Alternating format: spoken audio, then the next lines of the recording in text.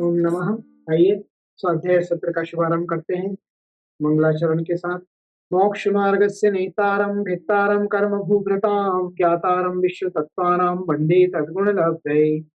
सरस्वती नमस्तुभ्यं वरदे कामरूपिणी विद्यारंभं करिष्यामि सिद्धिर्भवतु मे सदा। बोले अनंतानंद सिद्ध परमेष्ठी भगवान की जय। आदि ब्रह्म आदिनाथ भगवान की जय। आद्य गुरु शांतिनाथ भगवान की जय। चिंतामणि पार्श्वनाथ भगवान की जय। द्वादशांग जिनवाणी माता की जय। समस्त गणधर भगवान की जय। समस्त पूर्वाचार्य गुरुदेव की जय। आचार्य उमा स्वामी गुरुदेव की जय। आचार्य श्री शांति सागर जी गुरुदेव की जय। गणधराचार्य श्री कुंथू सागर जी गुरुदेव की जय। वैज्ञानिक धर्माचार्य श्री कनक नंदी जी गुरुदेव की जय। परम पूज्य प्रज्ञा योगी आचार्य श्री गुप्ती नंदी जी गुरुदेव की जय। तत्वार्थ सूत्र ग्रंथ की जय। आइए पंचम अध्याय अपना चल रहा है, पहले सूत्रों का उच्चारण करते हैं फिर आगे की चर्चा प्रारंभ करेंगे। पंचम अध्याय।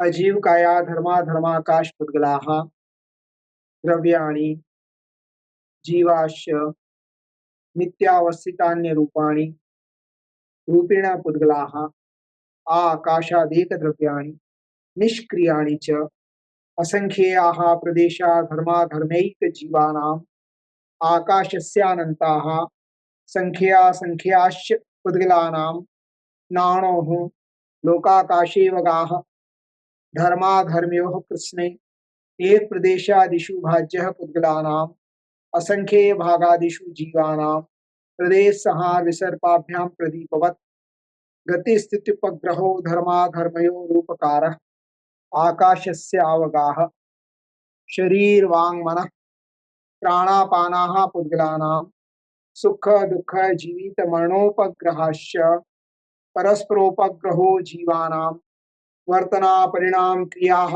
परत्वापरत्वे च कालस्य स्पर्श रस गंध वर्णवन्तः पुद्गलाः शब्द बंध सूक्ष्म स्थूल्य संस्थान भेद तमश्छाया तपोद्योतवन्तश्च अणभस्कन्दाश्च भेद संगातेभ्यः उत्पद्यन्ते भेदादणुः भेद संगाताभ्यां चाक्षुषः सद्द्रव्य लक्षणम् उत्पाद व्यय ध्रुव युक्तम सत् तद भावाव्ययम नित्यम अर्पिता नर्पित सिद्धेः स्निग्ध रुक्षत्वात् बंधः न जगन्य गुणानां गुण साम्ये सदृशानां द्वैधिकादि गुणानां तु बंधेधिकौ पारिणामिकौ च गुण पर्ययवद् द्रव्यं कालस्य सोऽनंत समयः द्रव्याश्रया निर्गुणा गुणाः तद्भाव परिणामः इति तत्वार्थ सूत्रे मोक्ष शास्त्रे पंचमो अध्याय। इस प्रकार सूत्र पाठ अपना हुआ। पिछले सत्र में हम 37 सूत्रों की चर्चा कर चुके थे। आज और आगे की चर्चा प्रारंभ करते हैं। सद्द्रव्य लक्षणम एवं उत्पाद व्यय ध्रुव युक्तम सत। इन सूत्रों के द्वारा द्रव्य का लक्षण कहा था, किंतु अन्य प्रकार से भी द्रव्य का लक्षण हो सकता है, ऐसी जिज्ञासा होने पर आगे का सूत्र कहते हैं। पहले सद्द्रव्य लक्षणम और उत्पाद व्यय ध्रुव युक्तम सत, ये दो सूत्र पहले आचार्य कहकर आए है ना। लक्षण, द्रव्य का लक्षण क्या है? सत है। सत क्या है? जिसमें उत्पाद व्यय और ध्रुव पाया जाए वह सत है, अर्थात है, अस्तित्व है, कभी नाश को प्राप्त नहीं होता है, किंतु फिर भी ध्रुवता होने के साथ साथ भी उत्पाद और व्यय होता है। नवीन नवीन पर्यायों का उत्पाद होता है और पुरानी पर्याय नाश को प्राप्त होती है। ये द्रव्य का लक्षण है। और भी क्या कह रहे हैं आज आगे अगला सूत्र, सूत्र क्रमांक 38, गुण पर्ययवत् द्रव्यम, गुण पर्ययवत् द्रव्यम, गुण पर्ययवत् द्रव्यम, है ना। गुण पर्ययवत्, जो गुण वाला और पर्याय वाला है वह द्रव्य है ना। ये द्रव्य की परिभाषा सबसे सरल, सबसे छोटी परिभाषा, जो गुण और पर्याय वाला है वह द्रव्य है। लब्धार्थ जिसमें गुण और पर्याय दोनों हैं वह गुण पर्याय वाला कहलाता है और वही द्रव्य है। द्रव्य में गुण अन्वयी होते हैं तथा पर्याय व्यतिरेकी होती है ना। मतलब जो गुण है अन्वयी अर्थात हमेशा साथ में रहते हैं, किंतु पर्याय व्यतिरेकी होती है, मतलब बदलती रहती है, परिवर्तनशील होती है ना। अन्वय और व्यतिरेक का ही अर्थ होता है। इन दोनों से युक्त द्रव्य होता है।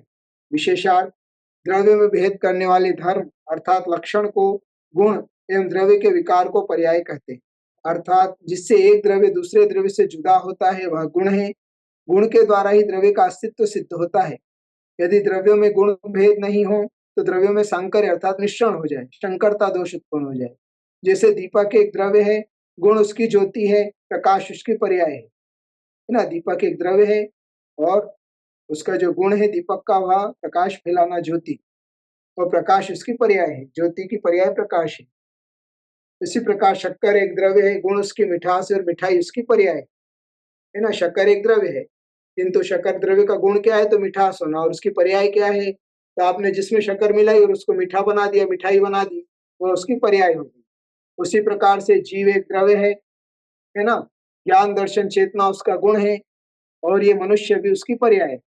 ज्ञान की अपेक्षा से मति ज्ञान, शुद्ध ज्ञान, अवधि ज्ञान, मन प्रिय ज्ञान, ये सब पर्याय है। केवल ज्ञान भी ज्ञान गुण की पर्याय है। हाँ, क्षायिक क्षयोक्षमिक वो बात अलग है, बाकी ये सब उसकी पर्याय हैं। तो जो गुण और पर्याय वाला होता है वह द्रव्य कहलाता है। अगले सूत्र की ओर चलेंगे। सूत्र संख्या 2 एवं 3 के अनुसार द्रव्यों की संख्या 5 है, अतः शेष द्रव्य कौन सा है, ऐसी जिज्ञासा होने पर आगे का सूत्र कहते हैं। पहले आचार्य ने जब सर्वप्रथम बताया था तो अजीव काया धर्मा धर्माकाश पुद्गला द्रव्याणी जीवाश्च, है ना। तो धर्म अधर्म आकाश पुद्गल ये द्रव्य है, और जीवाश्च जीव भी एक द्रव्य। इस प्रकार से 5 द्रव्य ही बताए, किंतु षड द्रव्य का वर्णन चलता है। द्रव्य तो 6 होते हैं, तो छठा द्रव्य कौन सा है उसका उत्तर यहाँ पर आचार्य इतने आगे आकर दे रहे हैं, है ना। तो सूत्र है कालश्च, कालश्च, कालः प्लस च, काल भी द्रव्य च, और काल भी द्रव्य है ना। तो काल में उत्पाद वे ध्रुव आदि रूप द्रव्य का लक्षण घटित होता है, अतः काल भी एक द्रव्य है तथा गुण पर्याय वाला होने से भी काल द्रव्य है ना। तो उत्पाद वे ध्रुव्य भी है तो भी द्रव्य है, और गुण और पर्याय भी उसकी पाई जाती है इसलिए वह भी द्रव्य है। तो दो प्रकार से काल एक द्रव्य है। विशेषार्थ काल द्रव्य का कथन अलग से करने का तात्पर्य यह है कि यह एक प्रदेशी द्रव्य है, अन्य द्रव्य बहुप्रदेशी होने से अस्थि का रूप है। धर्म अधर्म आकाश एक एक द्रव्य है, किंतु काल द्रव्य एक प्रदेशी होते हुए भी लोकाकाश के जो असंख्यात प्रदेश हैं उतने ही प्रमाण काल द्रव्य की संख्या है, तथा वे कालाणु निष्क्रिय होते हुए भी द्रव्यों के परिवर्तन आदि में निमित्त है। जो धर्म अधर्म और आकाशी एक ही है, किंतु काल द्रव्य असंख्यात है। जो लोकाकाश के असंख्यात प्रदेश होते हैं, प्रत्येक प्रदेश पर एक कालाणु विराजमान होता है। कैसा होता है तो रत्नों की राशि की तरह।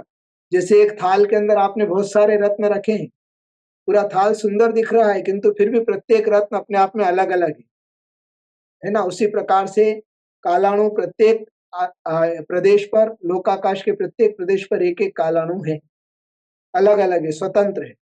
धर्म द्रव्य तो पूरा अखंड एक है, अधर्म द्रव्य पूरा अखंड एक है, आकाश द्रव्य पूरा अखंड एक है, किंतु काल द्रव्य अणु के मतलब रत्नों की राशि के समान प्रत्येक लोकाकाश के प्रत्येक प्रदेश पर एक एक कालाणु विराजमान है ना। इसलिए यह असंख्यात होते हैं। काल द्रव्य कितना है तो यूं असंख्यात है, प्रदेश की अपेक्षा से एक प्रदेशी है ना। जैसे जीव असंख्यात प्रदेशी है किंतु अनंत जीव, तो प्रदेश की संख्या अलग है, आत्मा के जो प्रदेश। अगले जिज्ञासा है, वर्तना लक्षण वाले मुख्य निश्चय काल के अस्तित्व का प्रमाण कहा, किंतु परिणाम आदि के द्वारा जानने के व्यवहार काल का प्रमाण क्या है, ऐसे जिज्ञासा होने पर आगे का सूत्र कहते हैं, है ना। मतलब काल द्रव्य का लक्षण क्या है, वर्तना, वर्तना परिणाम क्रिया परत्वा परत्वेच कालस्य अपन पहले पढ़कर आए है ना। वर्तना अर्थात वर्तन कराना, दूसरे द्रव्यों को परिणमन कराने में जो निष्क्रिय रूप से सहायक है वह काल द्रव्य का जो है कार्य है या उसका लक्षण है। तो ये निश्चय काल हुआ, किंतु व्यवहार काल भी आपने कहा था, तो व्यवहार काल क्या है, उसका क्या प्रमाण है, वो कितना होता है ना। तो व्यवहार काल घंटा घड़ी मिनट पल पक्ष मास वर्ष है ना, अपन सब जानकर आए हैं पहले। तो ये सब काल व्यवहार काल के भेद है। तो व्यवहार काल के लिए यहाँ पर आगे का सूत्र बता रहे हैं, सूत्र क्रमांक 40, सोनंत समयः, सोनंत समयः है ना। सो को हल्का सा प्लुत करके नंत समयः, सोनंत समयः, इस प्रकार से सूत्र का उच्चारण होगा। सूत्र का है अर्थ, वह काल द्रव्य अनंत समय वाला है। सह प्लस अनंत प्लस समय, सह अर्थात वह है ना। क्या वह, क्या तो काल द्रव्य की बात चल रही है, इसलिए काल द्रव्य अनंत समय, अनंत समय वाला है। लब्धार्थ, मुख्य काल निश्चय काल का निश्चय अस्तित्व सिद्ध करने के लिए यह सूत्र कहा है। कारण कि काल द्रव्य में जो अनंत पर्याय अर्थात समय होती है वे वर्तना गुण के कारण ही होती है। इसलिए कालाणु को भी उपचार से अनंत कहा है। परंतु समय की पर्याय अत्यंत सूक्ष्म है, फिर भी समयों के समुदाय को आवली, सेकेंड, मिनट, घंटा आदि के द्वारा व्यवहार काल का ज्ञान होता है। तो व्यवहार काल निश्चय और व्यवहार, तो निश्चय रूप में तो काल उसका लक्षण वर्तना है, किंतु घंटा उसके वर्तन के कारण, परिणमन के कारण जो है टाइम लग रहा है। जैसे कुम्हार का एक चाक है और एक कीली के ऊपर चल रहा है, तो कीली उसके घूमने में सहायक है। कुम्हार ने उस चाक में लकड़ी लगाई, उस चाक को एक तरफ घूमते हुए छोड़ दिया, है ना। पर किसी ने पूछा कि भाई कितनी देर से घूम रहा है, कि आधे घंटे से घूम रहा है, 1 घंटे से घूम रहा है, तो 1 घंटा क्या हो गया, व्यवहार काल। निश्चय काल तो वो जो कीली थी वह थी, उसका लक्षण था ही, किंतु उसके कारण जो समय की गणना की गई वह हो गया व्यवहार काल, है ना। उसी प्रकार से जो है अनादिकाल से संसार है, किंतु सब परिभ्रमण कर रहे हैं।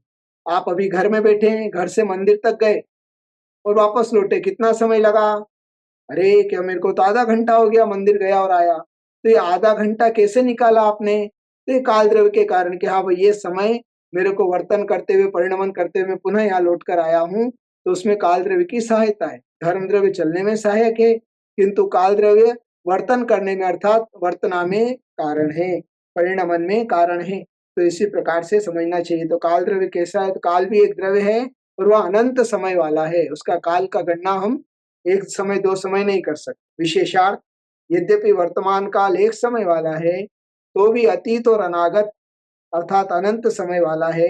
ऐसा मानकर काल द्रव्य को अनंत समय वाला कहा है, क्योंकि अतीत काल में अनंत समय बीत चुके और आगे भी अनंत समय तक आता रहेगा, समय तो चलता ही रहेगा। हमारी पर्याय बदल जाएंगी, किंतु समय कभी रुकता है क्या, नहीं रुकता है, इसलिए अनंत समय वाला है। समय शब्द द्रव्य और पर्याय इन दोनों अर्थों में घटित होता है, किंतु यहाँ पर्याय रूप अर्थ लिया गया है, इसलिए व्यवहार और निश्चय इन दोनों कालों की सिद्धि हो जाती है। एक एक समय का समुच्चय होकर आवली, घड़ी, पल आदि काल का व्यवहार अर्थात भेद होता है। यह व्यवहार काल है, किंतु समय अर्थात पर्याय बिना पर्यायी के नहीं हो सकती है, इसलिए निश्चय काल के अस्तित्व का ज्ञान होता है। जैसे घंटे को बजाने से ध्वनि होती है या निकलती है, यह ध्वनि अनंत रूप है, जब तक घंटा है तब तक ध्वनि है। वैसे ही काल द्रव्य में अनंत समय है ना।